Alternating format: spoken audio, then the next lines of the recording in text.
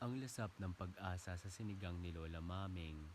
Sa gitna ng magulong Maynila, sa isang modernong condominium unit na walang init ng lutong bahay, tahimik na nangungulila si Eman. 11 taong gulang si Eman at lumaki siyang halos puro fast food o take-out ang mga kinakain. Gusto man ng kanyang mga magulang na magluto, bihira silang magkaroon ng oras dahil sa kanilang abalang trabaho.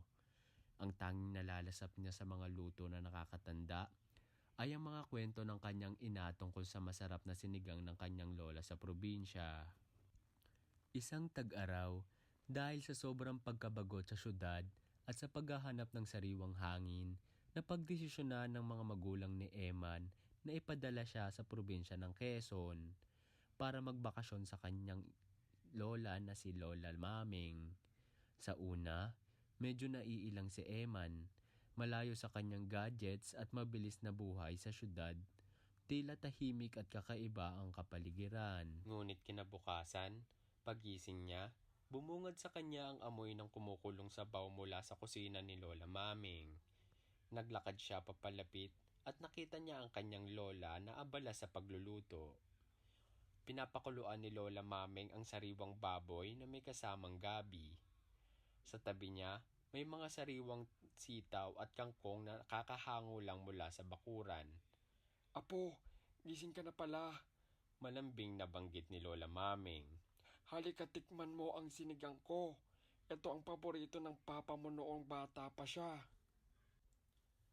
Maingat na inabot ni Lola Maming ang isang mangkok na mainit na sinigang. Sa unang subo ni Eman, tila nagising ang bawat himaymay ng kanyang panlasa. Ang perpektong asim ng sampalok ay humalo sa lambot ng baboy, at ang sariwang gulay ay nagbigay ng kakaibang tamis. Higit sa lahat, nararamdaman niya ang init ng pagmamahal na bumabalot sa bawat sangkap. Isang pagmamahal na hindi niya kailanman nalalasap sa kahit anong take-out o fast food. Mula noon, halos araw-araw nang humihingi si Eman ng sinigang kay Lola Maming. Tinutulungan niya pa ito sa kusina. Natuto kung paano pumili ng sariwang gulay at kung paano timplahin ang asim. Nang dumating ang araw ng kanyang pag-uwi, bitbit niya hindi lang ang paalaala ng probinsya, kundi pati na rin ang lasa ng sinigang ni Lola Maming. Isang lasa na pagpapaalala sa kanya ng tunay na kahulugan ng lutong bahay at pagmamahal ng pamilya. Sa bawat subo ng sinigang na inihahanda ni Lola Maming, nalalasap ni Eman ang pag-asa ng lutong bahay